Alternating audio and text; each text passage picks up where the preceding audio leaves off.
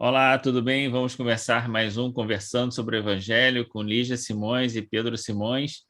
Agora estamos no capítulo 14 do Evangelho segundo o Espiritismo. Já passamos pelas bem-aventuranças, amar o inimigo, né? Conciliar com o adversário, a própria ideia do amar ao próximo como a si mesmo. E agora chegamos na vez do pai e da mãe. No honrar vosso pai e vossa mãe. Tudo bem, Lígia Simões? Bom dia, Pedrinho, tudo bem? Graças a Deus. Bonito capítulo, não é? Agora, Kardec não podia deixar passar essa, é, esse preceito, né? Não é um comentário de Jesus, né? É um preceito que Jesus recupera do Novo Testamento, e Kardec também vem analisar essa afirmativa de Jesus, esse preceito de Jesus, que vai colocar a família, né, como algo, né, como um preceito da lei de Deus, né? Muito E vai interessante colocar quando. isso, Oi. e vai colocar isso recuperando Moisés, o que indica para a gente, já de partida, antes de qualquer comentário, de que da importância da família e do quanto a família tendia a ser um problema e tende a ser um problema até hoje, né, para todos nós, dado que a importância da família é colocada lá na lei mosaica, dizendo, olha, preste atenção, a relação familiar é muito importante, mas também não é fácil, não. É interessante, pegando esse gancho com você, quer dizer, quando Kardec faz referência, ele que dizia que ia estudar as máximas de Jesus, aqui ele abre um espaço para ir ao Decálogo, ao Antigo Testamento, onde a família era vista de uma maneira diferente, vamos dizer assim, do tempo atual, porque era valorizada na tradição, a descendência, não é? Havia toda uma valorização dos ascendentes, né? Por aqueles descendentes e da tradição familiar. Então, a gente, quando vê a própria narrativa do Velho Testamento, os filhos de Abraão, o início do Gênesis fala A de uma genealogia, né? descendência, a descendência. E é interessante, porque aí, bom, depois Jesus vem para dizer ao jovem rico da importância do respeito a pais e mães, e Kardec vem nos dizer que o honrai a vosso pai e a vossa mãe é o corolário da lei de caridade e de amor ao próximo, visto que não pode amar o seu próximo, aquele que não ama a seu pai e sua mãe. Então, a importância desse exercício de amar seu pai e sua mãe.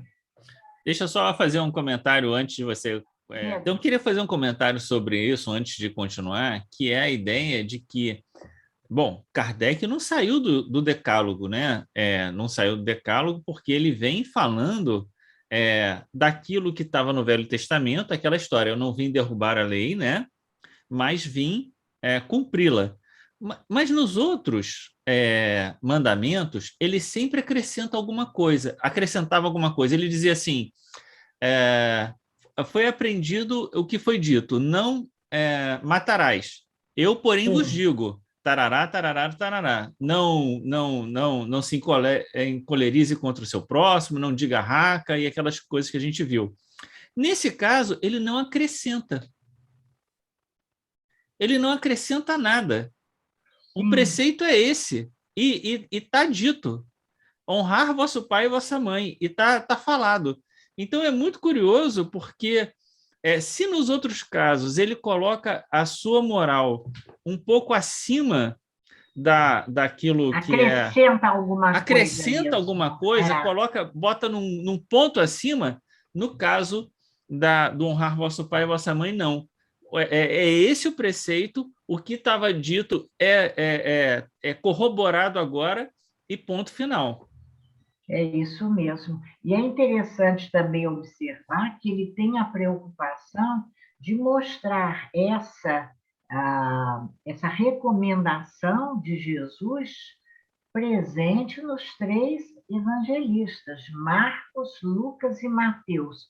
Eu fui olhar, e a forma de narrativa, de escrita, é a mesma, quer dizer, não há dúvida, não há o que questionar sobre esse mandamento. Agora, o que nos desafia, Pedrinho, é entendermos em profundidade o significado do honrar. Em algumas tradições, em algumas traduções, desculpe, eu vi na Bíblia de Jerusalém, não vem honrar, vem amar. Amar vosso pai e vossa mãe. Mas Kardec aqui, pelo Novo Testamento, honrar. Honrar, como ele diz, é um dever a mais. Não é só amar, é alguma coisa mais do que amar. É honrar, e aí ele traz a ideia da piedade filial, que para mim, na piedade filial, nós encontramos o segredo. Entendendo a piedade filial, é que nós vamos encontrar os recursos para honrarmos pai e mãe, independente de qualquer situação que se nos apresente nessa relação de pais e filhos. O segredo está na piedade filial. Na hora certa, eu digo para você o que eu pensei.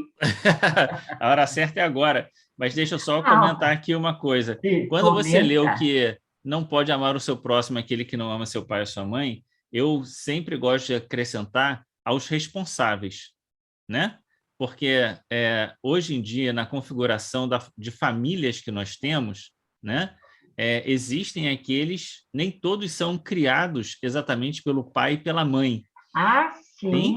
Então, aqueles que fazem... Isso, aqueles que se fazem, né, de pais e mães, aqueles a quem se dedicam...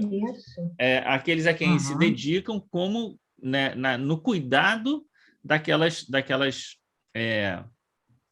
criaturas, né? Dos filhos, né? Daqueles espíritos. Isso. Agora, tem uma questão importante, quer dizer, por que esse tema é tão valorizado, né? E está aqui como um capítulo específico? Porque toda vez que a gente aborda a questão da família, os problemas aparecem, né? As dificuldades de relação aparecem, e as dificuldades nessa relação específica de pais com filhos aparece de forma muito marcada. Então, essa afirmativa que você leu, de não pode amar o próximo quem não ama a seu pai e sua mãe, ela é muito mais dura e difícil do que aparenta. Porque como as relações são conflituosas dentro das famílias, há muitos filhos e há muitos pais que nem sempre, isso vai ser comentado mais à frente, né? Que nem sempre conseguem ter esse amor todo, né? Essa afetividade toda pelo seu pai e pela sua mãe. Então, essa afirmativa e a própria discussão depois de ingratidão, né? Ela é muito mais sensível do que parece por conta do tensionamento existente dentro dos núcleos familiares. Mas agora a gente precisa falar, então, da piedade para a gente entender todo esse contexto. Então, meu entendimento desse capítulo, e Kardec vai dizer aqui, em algum momento, que só o Espiritismo nos faculta a possibilidade de entendermos essa relação. Então, o que é que a gente percebe? Você veja, como você falou, dizendo de uma outra maneira, a dificuldade nas relações familiares é uma questão que se arrasta, vamos dizer assim, através dos séculos. Estava lá no Antigo Testamento a advertência necessária, Jesus vem advertir, e ainda hoje a gente encontra de toda forma, seja no atendimento fraterno dos centros espíritas, seja nos consultórios terapêuticos, a urgência de se tratar dessa questão a partir de uma mudança de ponto de vista. Porque o que a gente vem fazendo ao longo dos tempos, indicando comportamentos. Isso deve ser feito e isso não deve ser feito. Mas o comportamento é o resultado de um sentimento. Se não muda o ponto de vista para mudar o sentimento, a maneira de olhar, o comportamento não muda. Aí entra a piedade filial. Só comentando a história do ponto de vista, capítulo 2, né, que a gente viu, basilar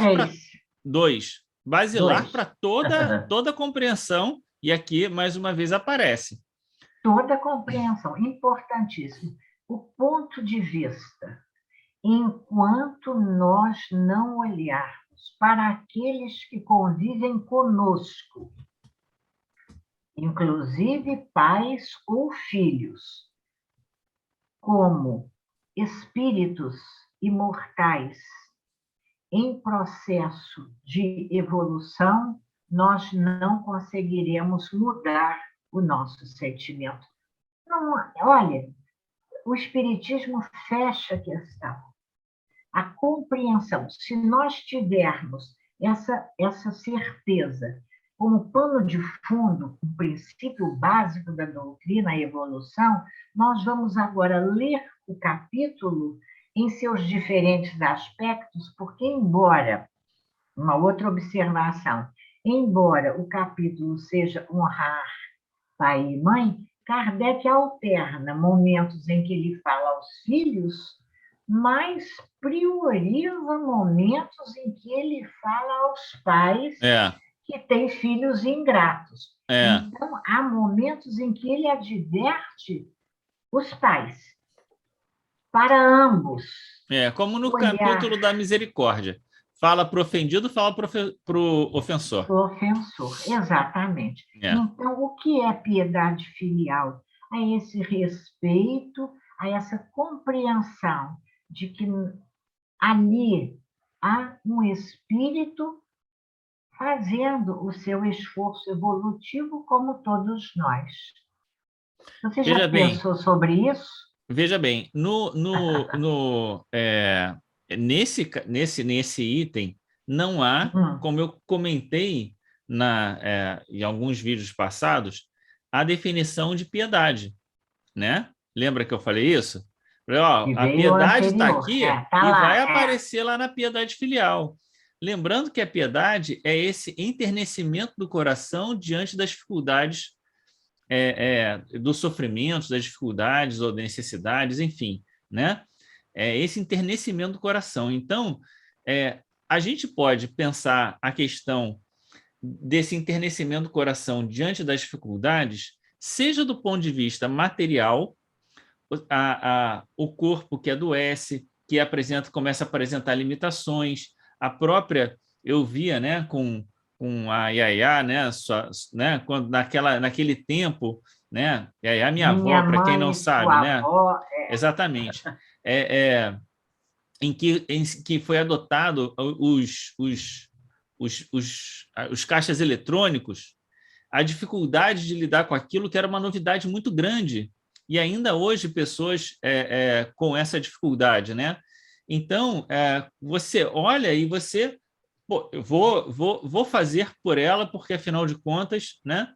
Mas também do ponto de vista moral, que é Exatamente. isso, né? Do ponto de vista moral, essa pessoa que é meu pai, que é minha mãe, que é que é o responsável por mim, a despeito de tudo, de qualquer coisa, ela é um espírito que está no seu processo evolutivo, que está se esforçando, que está Um esforço. aprendendo, como todos Está nós. tentando acertar. Exatamente, exatamente. E eu acho que a questão também da prática da piedade tem muito a ver com o que ele vai falar depois da gratidão e da ingratidão, né? Que é essa ideia de dizer assim, eu tenho um compromisso maior até com essa pessoa, né? Ou com essas pessoas, sejam elas quem forem, o pai, o responsável, etc., porque o cuidar do filho é um ato de desprendimento, é um ato de abnegação, é um ato de devotamento, né? E aquilo que ele vai falar da piedade filial é tudo aquilo que foi feito para você, faça igualmente, né? Então, no aqui, mínimo, né? no mínimo, né? Então, ele vai dizer, se você não se priva de nada, né? Então, né? Se tudo que você faz é só daquilo que te sobra, como a gente já tinha comentado do óbolo da viúva, né? E daquilo que a gente vem discutindo da abnegação, né? Se faz sem se privar de nada, com má vontade, né? É como se estivesse se desfazendo de um problema e não retribuindo todo o cuidado que você recebeu, né? Então, esse Agora, cuidado que você recebeu, você, né, igualmente deveria, né? A gente deveria cuidar disso. É a recomendação, né? Não é? O que não exclui o seu direito de perceber na resolução dos seus próprios problemas o quanto, às vezes, as dificuldades dos pais afetaram a sua vida para que você possa resolver os seus problemas. Um filho, vamos dizer, descuidado, ele vai precisar reconhecer que ele foi descuidado para que ele faça o autocuidado. Ele, então, assuma a responsabilidade de resolver aquela carência, aquela queixa. Ele tem o direito de identificar esse descuido. O que ele não pode é cobrar. E por que ele não pode cobrar? Porque ele não deve cobrar, considerando pelo aspecto da piedade filial. Os pais, como espíritos em evolução, ele vai perceber que o que eles não fizeram é porque eles não podiam, ou não sabiam, ou não tinham esse recurso para fazer. Porque, ou na não verdade, conseguiram, né? isso. Ou não conseguiram. Às vezes até tentaram, mas na maioria das vezes não tinham o recurso, não estavam ainda acordados para essa. Puxa, meu pai não me ensinou isso. Ele certamente não sabia também, na sua simplicidade, na sua ignorância, vamos dizer assim. Por isso a questão da piedade é tanto para a questão material quanto moral, né? E a questão de você olhar do outro ponto de vista faz com que a gente perceba que, às vezes, são os filhos que ajudam os pais, às vezes são os pais que ajudam os filhos, né? Quer dizer... Vale para os dois. Vale para os dois, né? Quer dizer, como uma relação que se constrói, porque aqui o que está se falando é de uma relação, né? De se constrói, cada um vai dar daquilo que tem para a relação, né? Então, do que é que você tem, né? Do que você pode fazer, do que a sua compreensão já te faculta fazer em benefício, né, da melhor relação com os pais, né?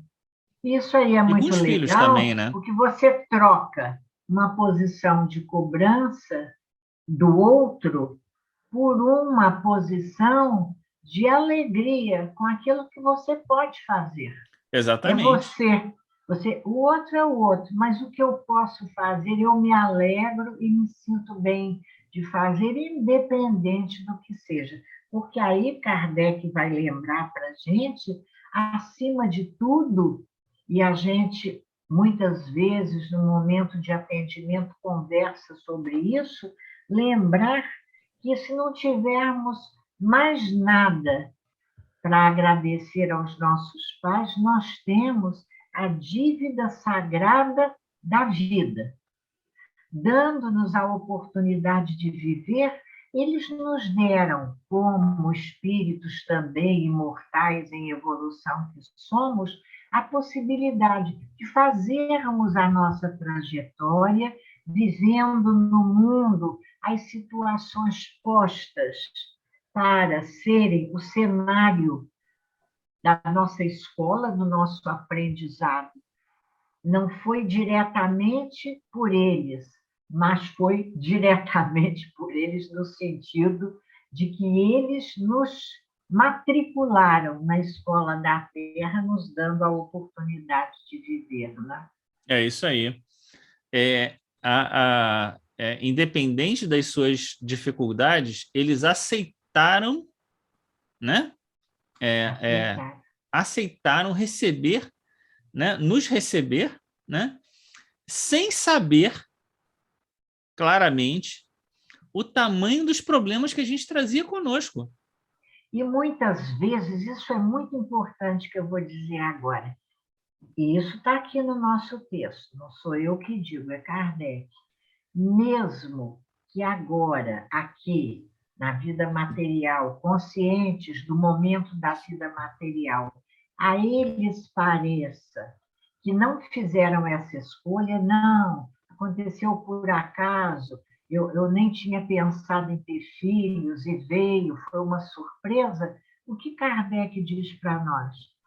Que no mundo espiritual eles tinham consciência da necessidade desse reencontro aqui na vida material, mesmo que depois eles esbarrem nas dificuldades dessa vivência. Isso está lá na frente e vai aparecer para nós na ingratidão dos filhos e os laços de família, não é? Só para terminar essa conversa da piedade filial, que já rendeu aqui muito comentário. Não, rendeu o que precisava, Pedrinho.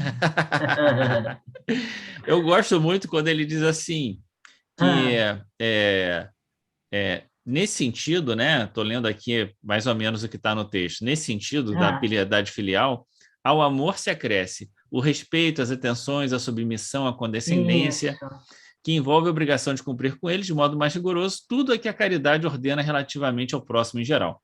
Tudo bem, o que eu gosto dessa passagem é a ideia da condescendência. Condescendência, fala um pouquinho sobre isso. Porque a condescendência é exatamente aquilo que você faz a mais e que você não faria para o outro, né? Então, com os pais, você é um pouco mais condescendente. Assim como os pais, em geral, são também com os filhos. Né? Então, é aquela história.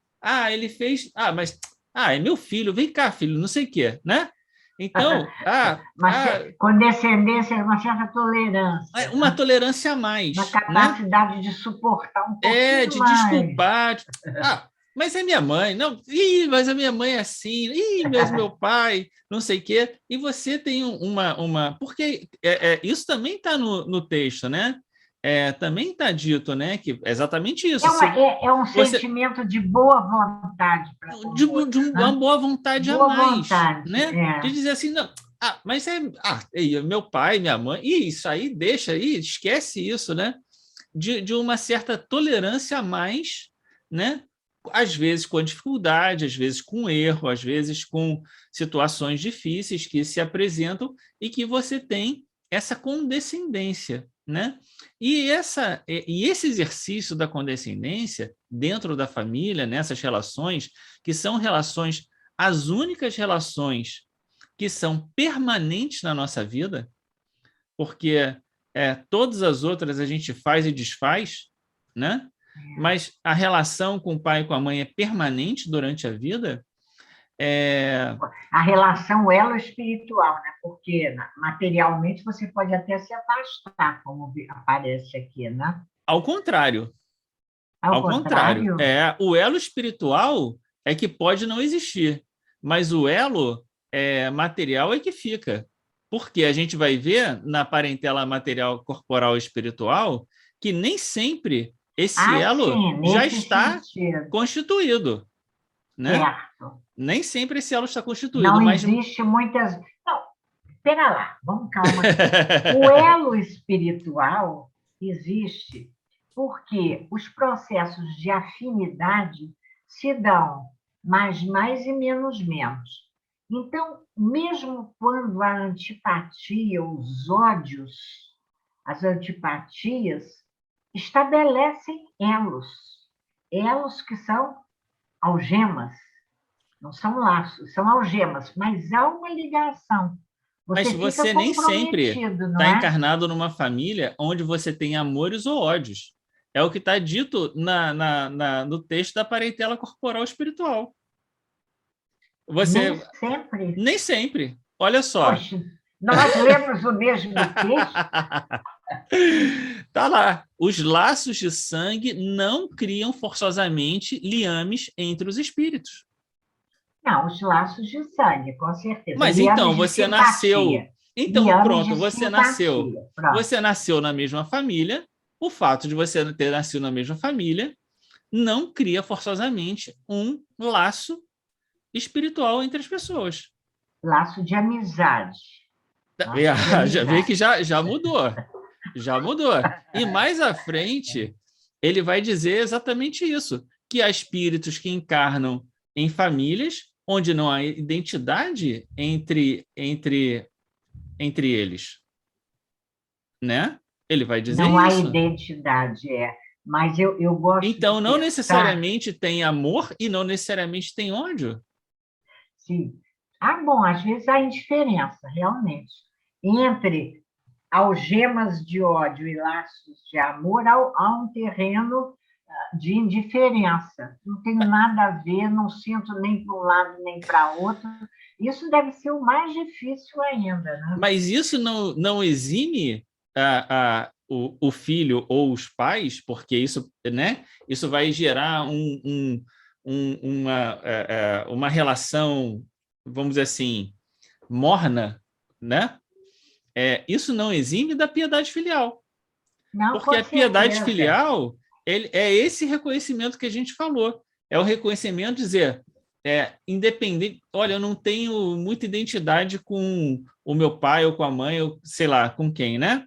Mas não importa, eu vou fazer o melhor por essa pessoa, porque afinal de contas, né, me deu a vida, né? Fica mais Então, difícil, a gente precisa estar mais consciente. E exatamente. quando fala A o questão corolário da lei de amor ao próximo, no amor ao próximo está o amor ao inimigo. A gente tem que pensar nesse sentido, é que eu digo que há ligações, que não são laços, laços são ligações suaves, agradáveis, mas você fica preso, tanto que reconcilia com o teu inimigo enquanto está a caminho. Se o inimigo está na família, dá um jeito de se entender com ele, sem pensar como antigamente nós espíritas pensávamos, para nunca mais encontrar com ele. Não, não é para isso, não.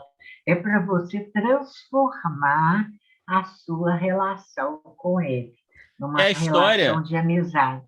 da conciliação, né? É verdade. Por mais que seja difícil a relação, eu estou conciliado no sentido de dizer que eu não desejo mal, né? Vou tentar retribuir o mal com o bem, e tudo mais. Ô Pedro, isso é muito mais comum do que parece. Quantas vezes a gente escuta mães, pais dizerem assim: olha, eu faço tudo para o meu filho, mas ele está sempre contra mim, ele está sempre crítico, ele está sempre duvidando de mim. Lembra aquilo que eu falei há uma conversa atrás, de que o espírito amigo disse para mim: olha, isso tudo é porque ele não confia em você, ele olha para você e aí ele desconfia de você. Às vezes os filhos, eles estão recebendo cuidado, mas o que há? Será que é verdade? Não acredito nessa mãe e nesse pai. Acontece isso, porque é a questão dos espíritos com suas vivências anteriores. É muito bonito quando, eu acho que ainda é Kardec, né, na ingratidão, ou já é a mensagem de Santo Agostinho, da ingratidão, que é uma mensagem grande, diz que no plano espiritual, é belíssima a mensagem, né? Eu acho que é É, toda de Santo Agostinho. Ele diz: você olha aqueles a quem você prejudicou e aqueles que te prejudicaram, e você sente necessidade de se reencontrar com eles, mas você sente uma resistência, você reluta de toda forma nesse reencontro. Isso no plano espiritual, com a consciência desperta. Imagina voltando aqui e ficando só naquela relação instintiva, que leva muitas vezes as mães a rejeitarem a criança ainda no útero, na gravidez, sim. porque vibratoriamente há choque.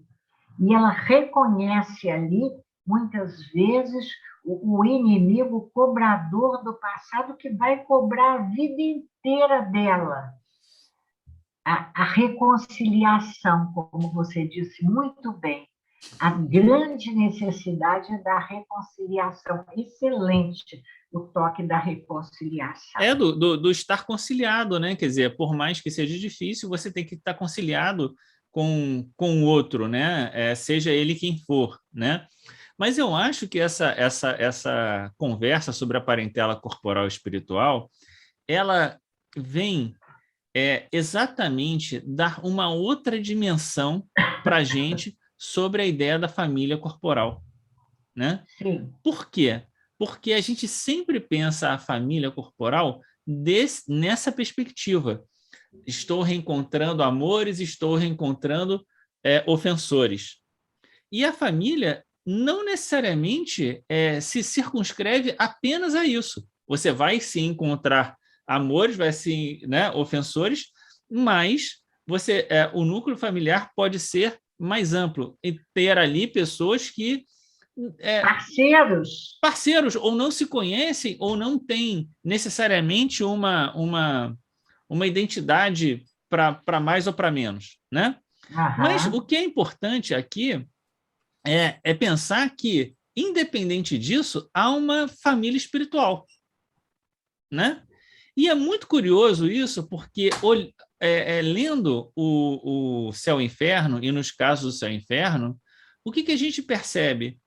A gente percebe uma certa independência do espírito em relação ao seu núcleo familiar. Não é possível Sim. que em, sei lá, quantas mensagens tem ali, 40, 50 mensagens, né? Você encontre 2 ou 3 menções à família.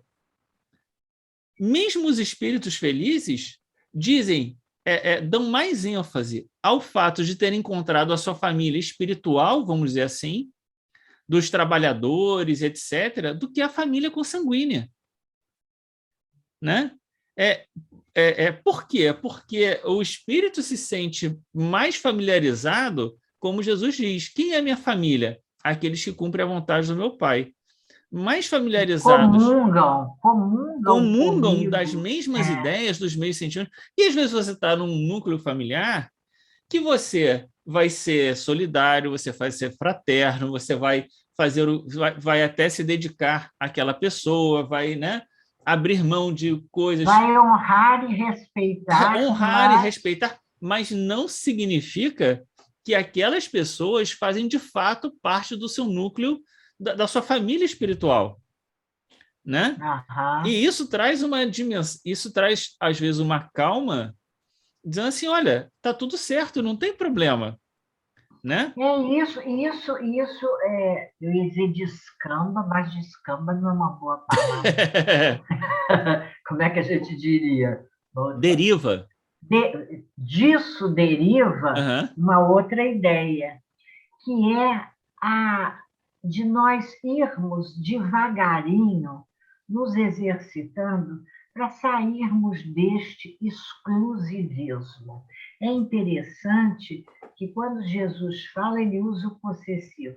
Quem é minha mãe e quem são meu pai e meus irmãos?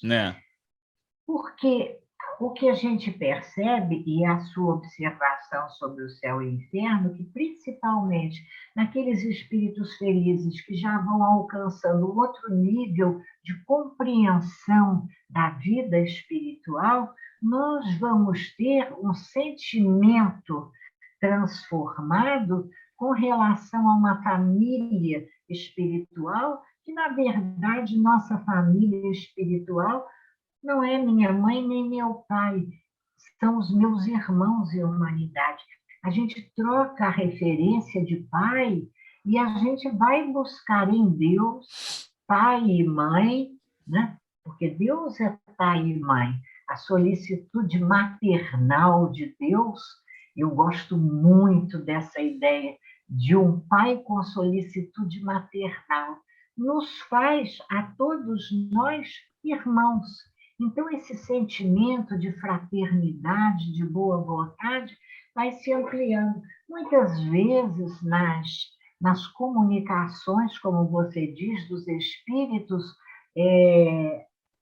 os encarnados se recebem. Puxa, meu pai, minha mãe nunca mais vieram. Olha, eles estão cuidando da sua trajetória, eles estão com outro olhar. Não estão mais...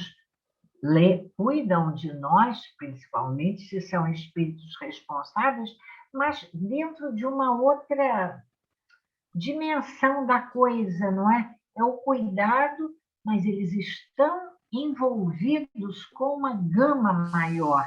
Isso é um exercício de relações, é uma gama maior de relações. Isso é um exercício para o nosso exclusivismo, para o nosso interesse principalmente pessoal, para o nosso egoísmo. Né? Principalmente pensando que certamente a gente teve muitos pais, mães, irmãos, né?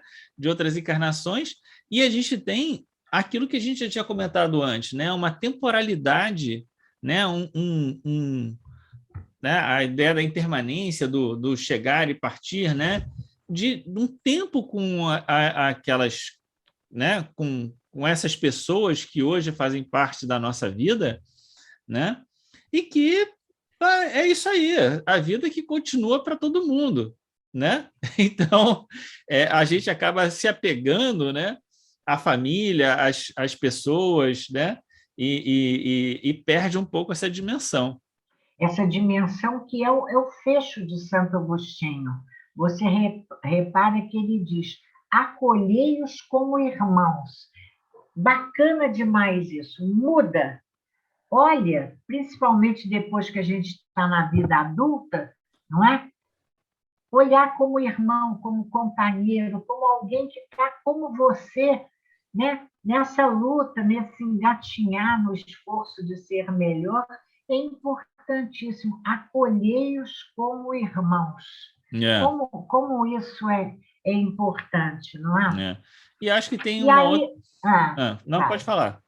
Não, eu ia lembrar uma passagem que eu gosto muito disso. É um flash, não é Kardec, mas uma revelação feita por um médium, não vou nem dizer nomes, de um espírito desses luminares da doutrina que, desencarnando, ele diz que, chegando ao plano espiritual, eu já contei isso algumas vezes, ele era cuidado por sombras amigas, porque ele não identificava aqueles espíritos que cuidavam dele. E depois de algum tempo, ele percebe que aquelas sombras amigas, algumas que cuidavam dele, eram pais e mães de outras existências, não da sua última existência. Isso é bonito, né? Pois é. Porque esse capítulo, ele se complementa com a passagem do capítulo 4, item 18, que é os laços de família, a reencarnação fortalece os laços de família. Laços de família. Mas a família espiritual, não necessariamente a família material. Sim. Né? Por quê? o que vai dizer aqui na parentela corporal espiritual?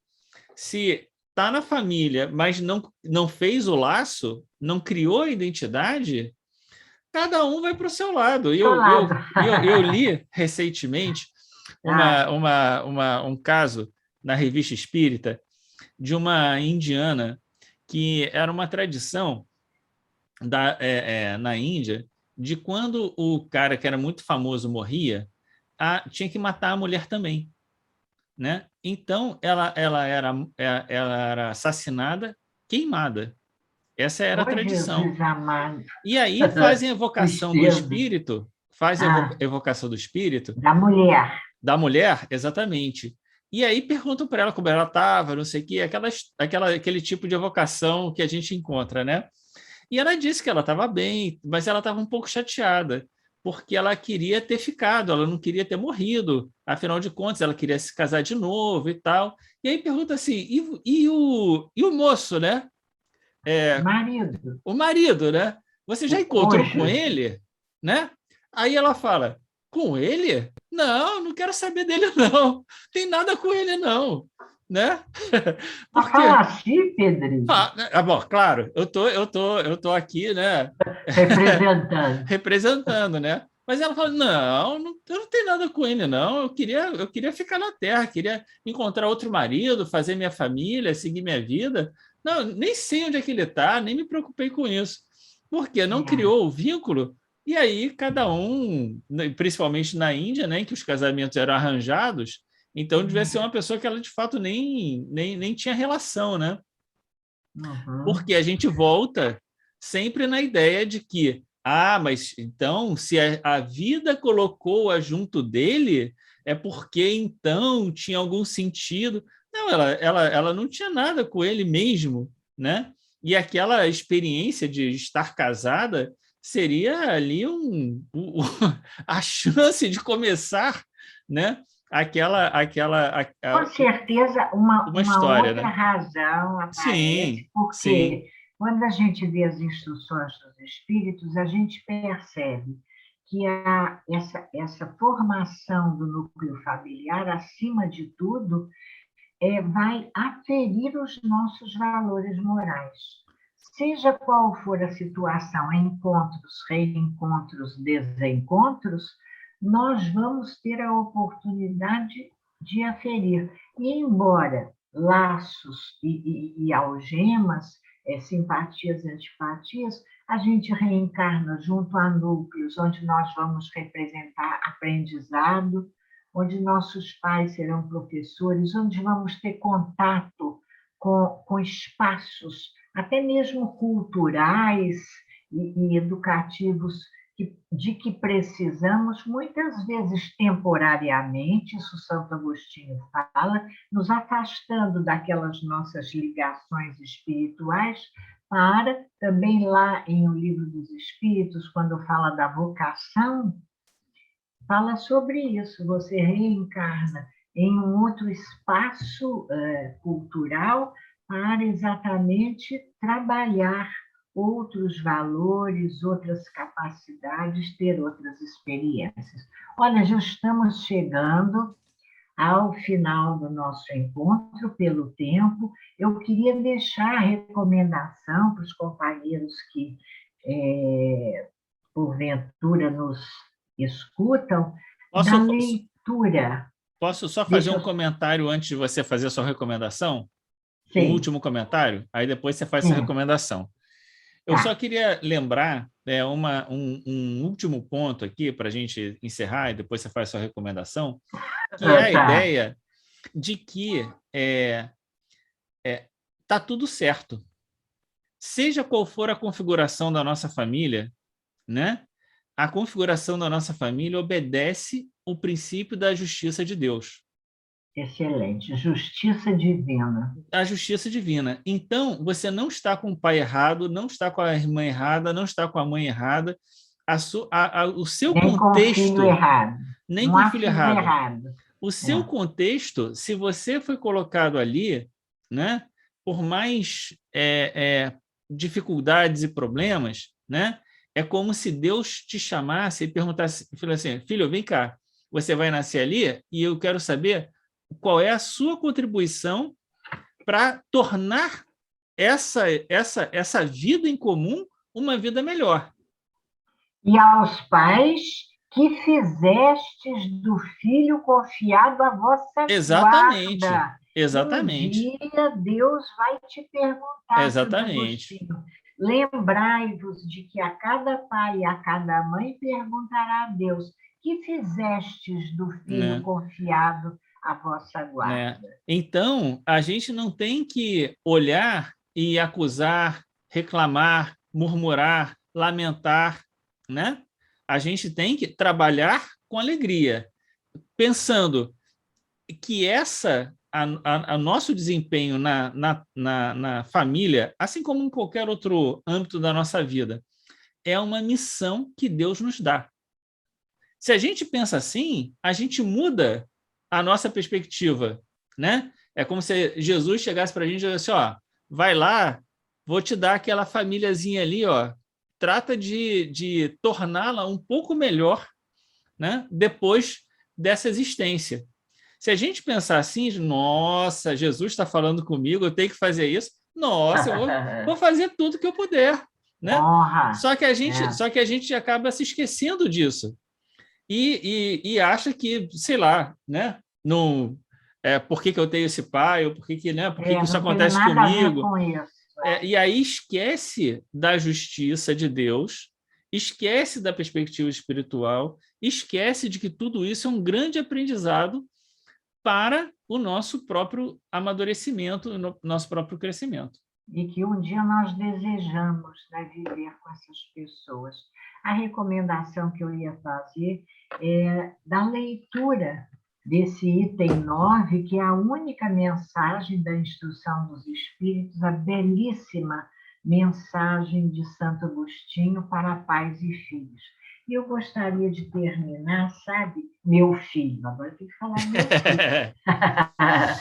filho, lembrando um pensamento que eu li há muitos anos, mas há muitos anos mesmo.